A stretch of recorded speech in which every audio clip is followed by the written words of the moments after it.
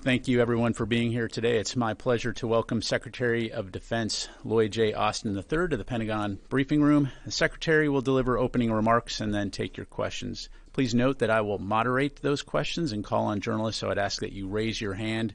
If you have a question, wait to be recognized, and I'll call upon you. With that, over to you, Mr. Secretary. Thanks, Pat. Good morning. It's been a difficult few days for the Department of Defense, and the entire department is united in our outrage and sorrow over the death of 3 U.S. service members on Sunday in Jordan. We all mourn the loss of 3 Army Reserve soldiers serving at Tower 22. Sergeant William J. Rivers, age 46, Sergeant Kennedy L. Sanders, age 24, and Sergeant Brianna A. Moffitt, age 23. Our thoughts and prayers are with their families and their loved ones, and we know that this grief will never leave them. And we hope that they know that the department's love and support will never leave them either. We're also praying for the other American troops who were wounded. Now, our teammates were killed when a one-way attack drone struck their living quarters, and we continue to gather the facts about this deadly attack. Our fallen soldiers had a vital mission to support Operation Inherent Resolve and to work with our partners to ensure the lasting defeat of ISIS. They risked their lives and lost their lives to keep their fellow Americans safe from global terrorism. The President will not tolerate attacks on American troops, and neither will I. Our teammates were killed by radical militias backed by Iran and operating inside Syria and Iraq. In the aftermath of the vile Hamas terrorist assault on Israel on October 7th, terrorist groups backed by Iran and funded by Iran have tried to create even more turmoil, including the Houthis attacking commercial shipping in the Red Sea. So this is a dangerous moment in the Middle East. We will continue to work to avoid a wider conflict in the region, but we will take all necessary actions to defend the United States, our interests, and our people. And we will respond when we choose, where we choose, and how we choose. Now, that's what everyone here is focused on. But in my first week back in the Pentagon, I did want to address my recent hospital stay and some of the issues around it. I'm recovering well, but as you can see, I'm still recovering. I'm still having some leg pain and doing physical therapy to get past it. I'm deeply grateful to my doctors and the nursing staff at Walter Reed, and I very much appreciate all the good wishes. But I want to be crystal clear. We did not handle this right, and I did not handle this right. I should have told the President about my cancer diagnosis. I should have also told my team and the American public. And I take full responsibility. I apologize to my teammates and to the American people. Now, I want to make it very clear that there were no gaps in authorities and no risk to the department's command and control. At every moment, either I or the Deputy Secretary was in full charge. And we've already put in place some new procedures to make sure that any lapses in notification don't happen. In the future, if the Deputy Secretary needs to temporarily assume the duties of my office, she and several White House offices will be immediately notified, including the White House Situation Room. And so will key officials across the department. And the reason for that assumption of duties will be included in writing. Now, I want you all to know why this happened. I was being treated for prostate cancer. The news shook me, and I know that it shakes so many others, especially in the black community. It was a gut punch. And frankly, my first instinct was to keep it private. I don't think it's news that I'm a pretty private guy. I never liked burdening others with my problems. It's just not my way. But I've learned from this experience, So taking this kind of job means losing some of the privacy that most of us expect. The American people have a right to know if their leaders are facing health challenges that might affect their ability to perform their duties, even temporarily. So a wider circle should have been notified, especially the president. I'll take your questions today, but as you know, we've got an ongoing internal review, as well as a DoD Inspector General review that we fully support. So I may have to discuss some aspects later. Now, let me back up a bit. As you know, on 22nd December, I had a minimally invasive procedure to cure me of my recently diagnosed prostate cancer. And then I hit some bad luck during what is usually a pretty easy recovery. On January 1st, I felt severe leg pain and pain in the abdomen and hip. And that evening, an ambulance took me to Walter Reed. The doctors found that I had several issues that needed treatment, including a bladder infection and abdominal problems. On January 2nd, I was also experiencing fever and chills and shallow breathing. The medical staff decided to transfer me to the critical care unit for several days for closer monitoring and better team care by my doctors. And the deputy secretary assumed the functions and duties of my office, which happens when necessary. Her senior staff, my senior staff, and the joint staff were notified of this through our regular email notification procedures.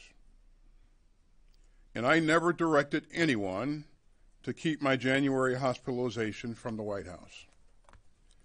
On January 5th, I resumed my functions and duties as secretary from the hospital.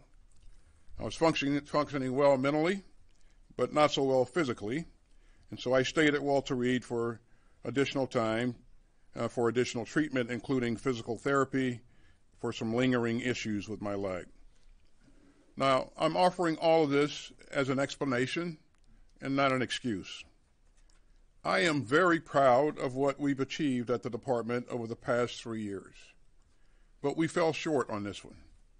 As a rule, I don't talk about conversations with my boss, but I can tell you I've apologized directly to President Biden.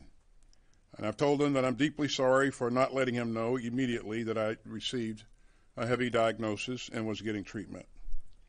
And he has responded with the grace and warm heart that anyone who knows President Biden would expect.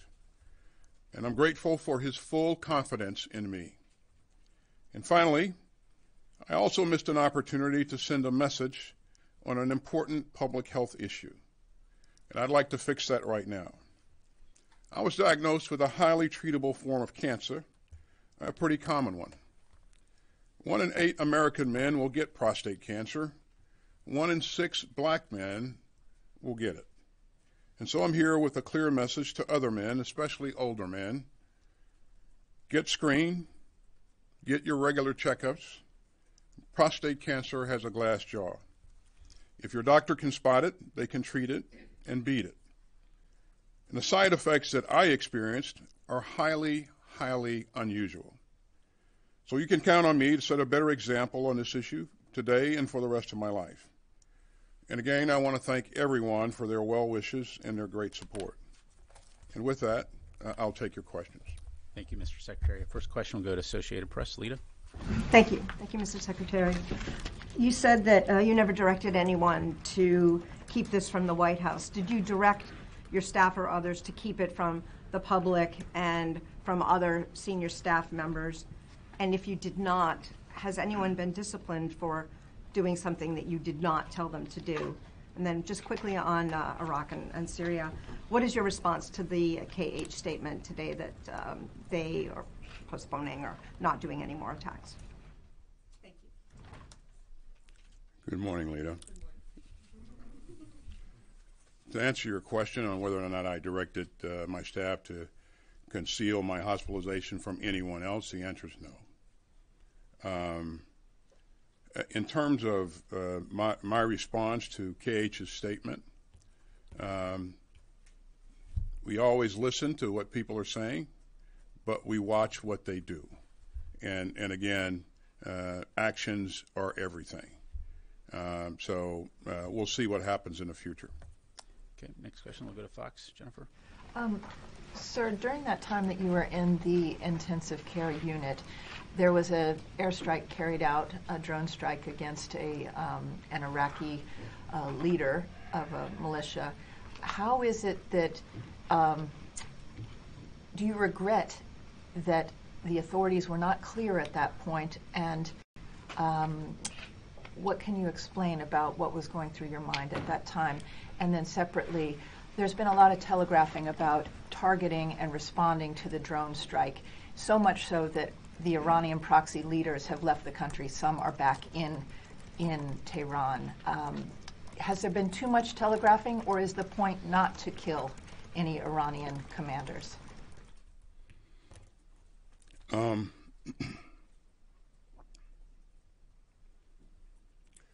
Regarding the strike on the 8th, Jen,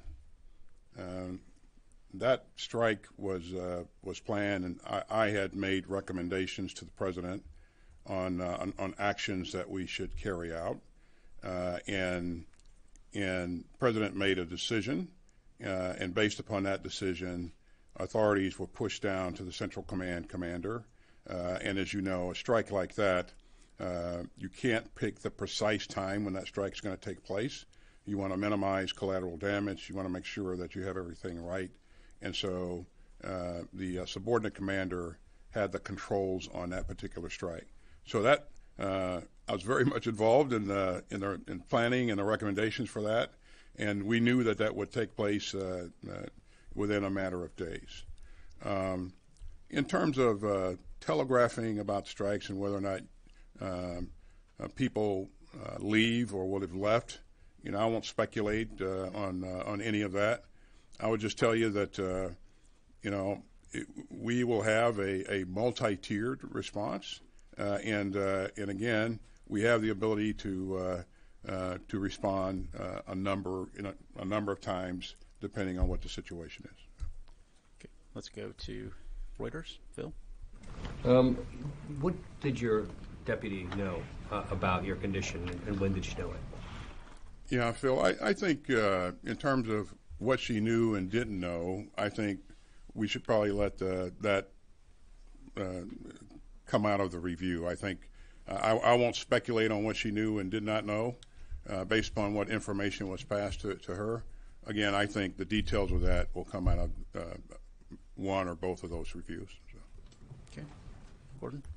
Mr. Secretary, you say you didn't direct your staff to hide this truth or lie, but did you create a culture of secrecy that then the staff kind of interpreted your desires or your intentions when it came to you getting sick?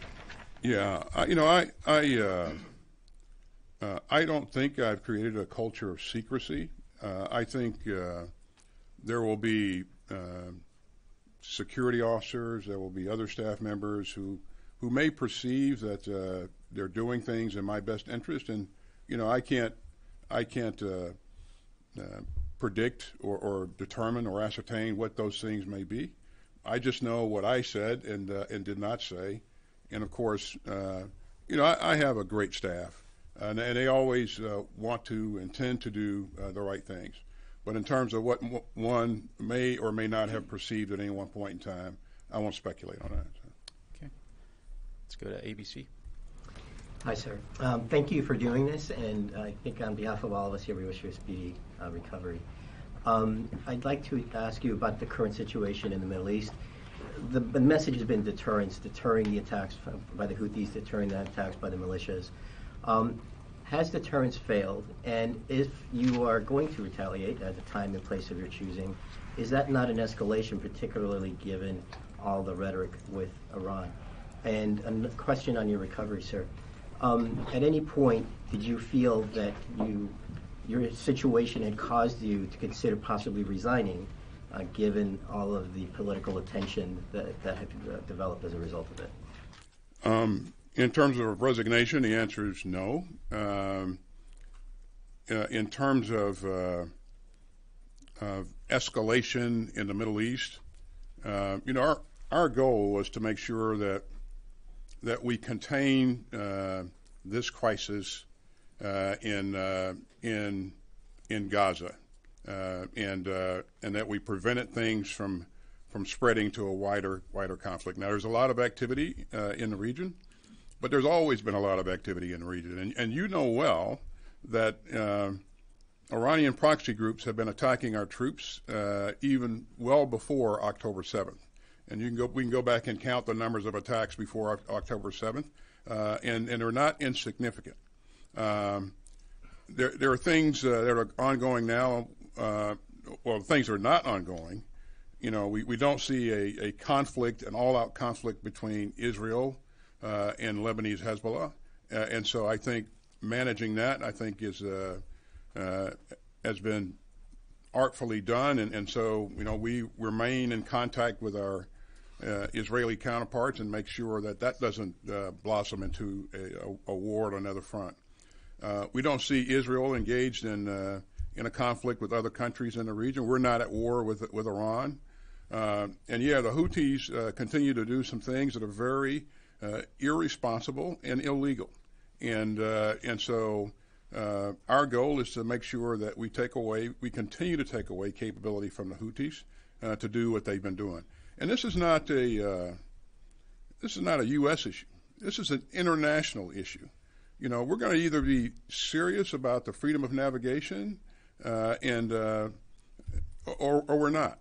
And so as we look at partners like the UK and so many others that have joined us in this effort, this is about freedom of navigation.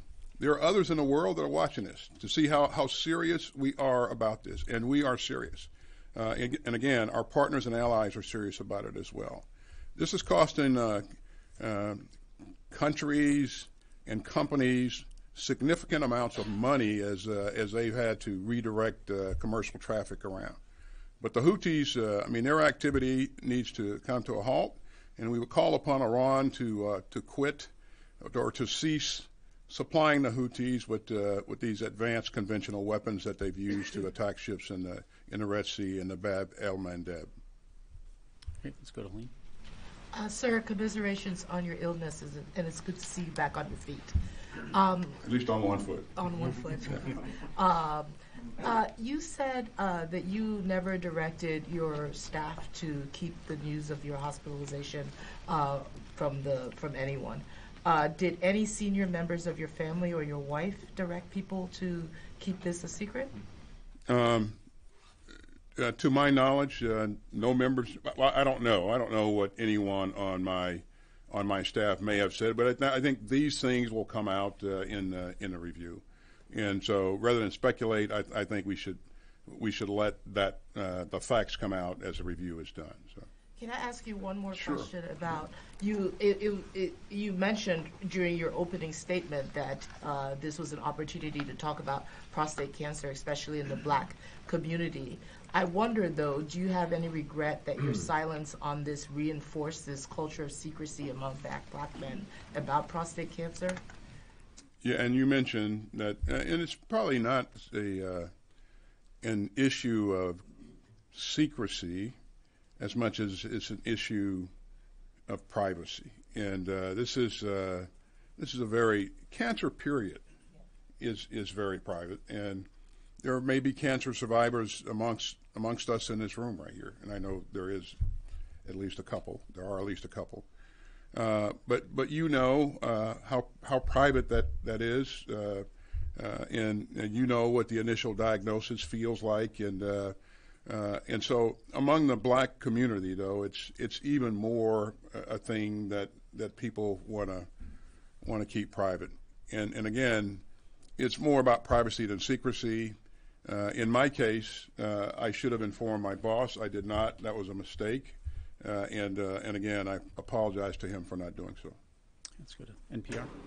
Mr. Secretary, you went to the hospital on December 22nd. Was your staff aware that you'd gone to the hospital? And if so, why didn't they tell the White House? You went back to the hospital on January 1st, and an aide told the dispatcher, when the ambulance arrives, no lights, no sirens. Did you direct the aide to say that? I asked my assistant to call the ambulance. I did not direct him to do anything further than just call the ambulance. And so what he said and why he said it, I think that should come out in the review as well. So. What about December 22nd when you went to the hospital the first time? Was your staff aware? And if so, why didn't they tell the White House? When I went to the hospital on December 22nd, I went in for that procedure. My duties were transferred to the deputy. That was planned, and I decided to stay in the hospital overnight. Didn't have to. Decided to stay there overnight because of the anesthesia that was involved. And then the next day, later in the afternoon, early evening, we transferred authorities back. No, I'm talking about your staff. Okay, Was let's. your staff aware? And why didn't they Peter? tell the White House? Mr. Secretary, first of all, we wish you good health and thank you for taking our questions. We hope you have a quick recovery. I have two questions. I'll start with the first one on your hospitalization. You were hospitalized for days before you informed the White House or the commander-in-chief of your condition and your absence. Anyone else within the military chain of command would have faced reprimand or even dismissal. Why shouldn't that same standard apply to you, sir? Well, let me just say that, thanks for the question, that we didn't get this right. And as I said, I take full responsibility for the department's actions. In terms of why on the second notification was not made to the White House, that information was available. I'm not sure at this point what exactly happened, but I think details will play out as the review is conducted. So. Okay, let's follow up about the situation overseas right now and the deliberation in regards to strikes. There have been more than 160 strikes on American targets across the region, as you noted, since October. Why has the U.S. waited until American service members were killed to escalate its response? Well, as you know, we've responded a number of times and taken out, first of all, their attacks. Many of them, most of them, are going to be ineffective. And most of them we're going to defend ourselves against. Whenever we conduct a strike, we're going to hit at what we're aiming at. We're going to take away capability. We're going to do what we're desiring to do. And so this particular attack was egregious in that the attack was on the sleeping area of one of our base, and again we've Kataib Hezbollah and other elements continue to attack our troops, and again, I think at this point we should. It's time to take away even more capability than we've taken in the past. And in terms of you use the term escalation. We've not described what our response is going to be, but we look to hold the people that are responsible for this accountable. And we also look to make sure that we continue to take away capability from them as we go forward. Let's go to the next question. Washington Post, Missy. Welcome back, Mr. Secretary.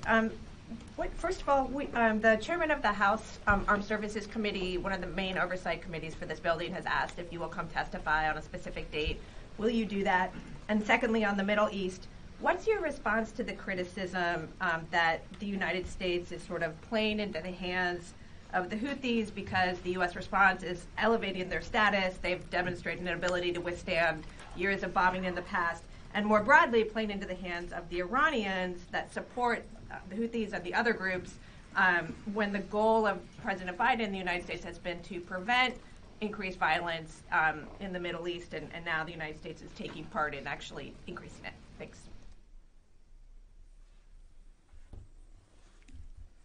Missy, what was the first part of your question? Will you testify, as Chairman Rogers has asked? Yeah, so Congress had some very relevant questions that they've asked us, and we will continue to answer those questions. We'll continue to work with Chairman Rogers' office to address any additional questions or issues that he might have. And again, we'll stay in touch with Chairman Rogers' office as things play out. So. I'm sorry, on the Middle East? Yeah. Are you playing into the hands of the Houthis in Iran more generally? Well, Missy, if you take a look at what the Houthis are doing, I mean, they're attacking commercial shipping. Initially they said that they're attacking commercial shipping because these ships were supporting Israel. They've attacked the ships that have the interest of some 50 countries that are not supporting Israel, and so this is an international crime, and this is something that we have to do about it. And in terms of elevating the status of the Houthis, I think we have to do something about that. This is not elevating their status. This is about preventing them from having the ability to do what they've done in terms of attacking ships and trying to sink ships that have nothing to do with the Israeli conflict. So. Let's go to CBS, David. Mr. Secretary, we all saw a golf cart out in the hallway.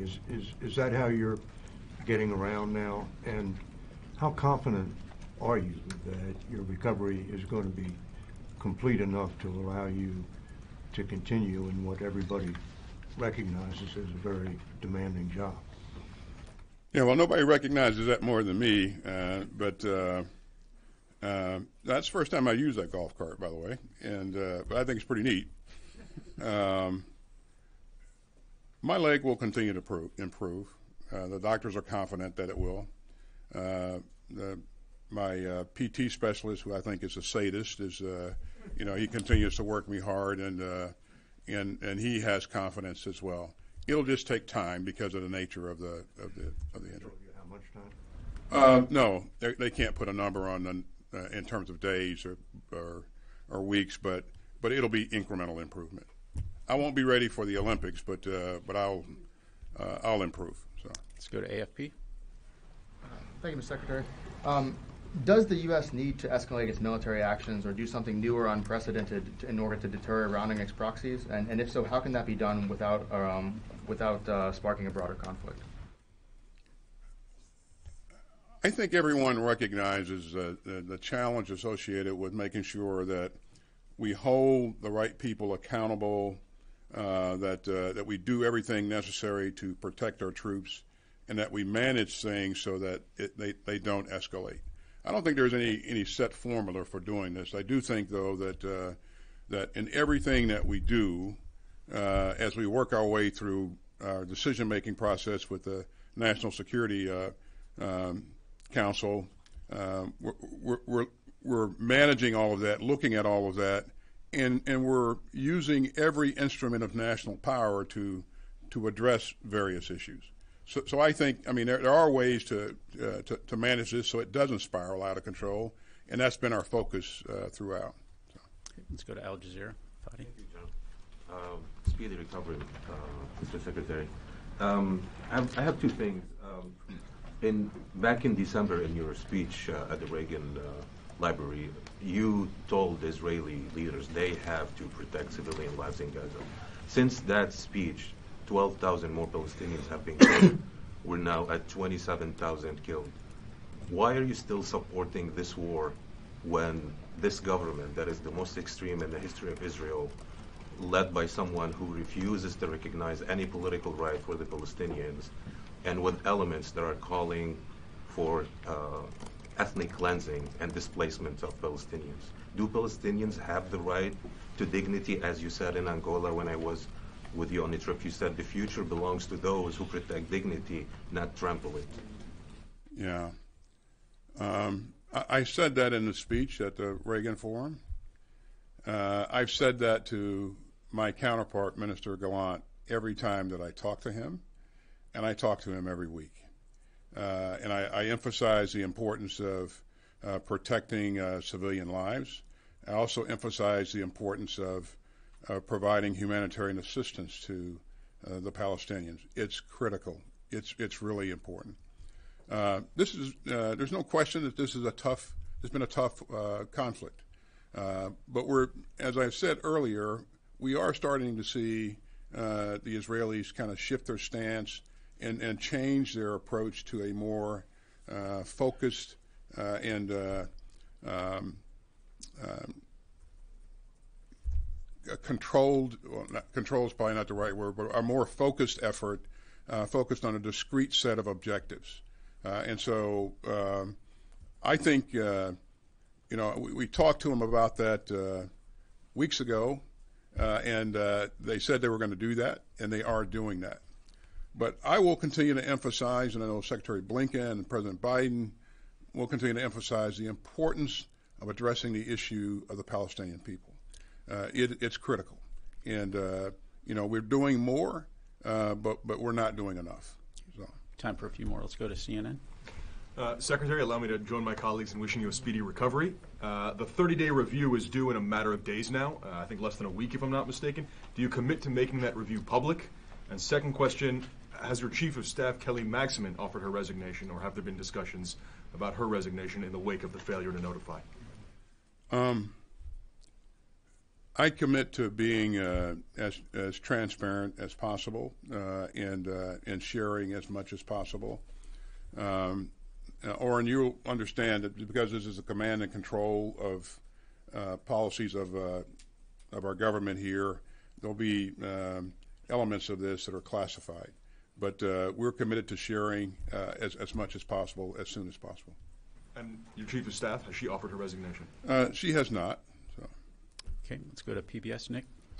Mr. Secretary, I've seen what you're going through up close among loved ones. So again, we wish you a full recovery, and I know it's possible. So thank you. You described this as a gut punch, your instinct to privacy. But if I could just ask you bluntly, you had nearly a month between the time you learned of your cancer and the time that this came out to inform the president. How could you possibly think that it was okay not to tell him? If I could be blunt. And just a small question on Iran and the Middle East. What do you believe Iran knew operationally about the attack in Jordan, and how important is that when it comes to the U.S. response? So when the diagnosis was made, doctor highlighted that you have a finite window of time to actually get this done. If you go beyond that window, then you will have a problem. Christmas holidays coming up. For me, to have as little impact on what we're doing in the department, Christmas was a time for me to take a look at getting that done. It was a tough decision for me, and I did not decide until, very close to when the procedure was done to actually do the procedure. In terms of informing the president, again, I admit that was a mistake to not talk to him about that early on. When you're the president of the United States, you got a lot of things on your plate, and so putting my personal issue on adding to his all the things that he's got on his plate, I just didn't feel that was a thing that I should do at the time. But again, I recognize that was a mistake, and I should have done that differently. So. And what Iran knew about the attack in Jordan, or how operationally it was involved? We believe that this was done by an element of what is known as the axis of resistance, and these are Iranian proxy groups. And how much Iran knew or didn't know, we don't know. But it really doesn't matter, because Iran sponsors these groups, it funds these groups, and in some cases, it trains these groups on advanced conventional weapons. And so, I think without that facilitation, these kinds of things don't happen. So. Okay, let's go to FT and then Politico to close it out. Thanks, Mr. Secretary. Have you seen any signs that China has been successful in pressuring Iran to rein in the Houthis in the Red Sea? We have not.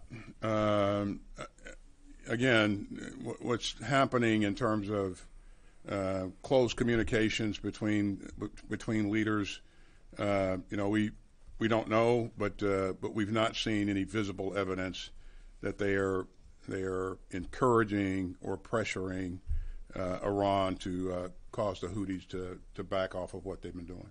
Okay. Final question. Thank you. Good to see you, Mr. Secretary. I also hope that you make a speedy recovery. I have two questions. First of all, do you regret not personally telling the deputy the details the 2 times that you were in the hospital and the authorities were transferred to her? Do you think that she had a right to know? And then I have a question on the Middle East as well.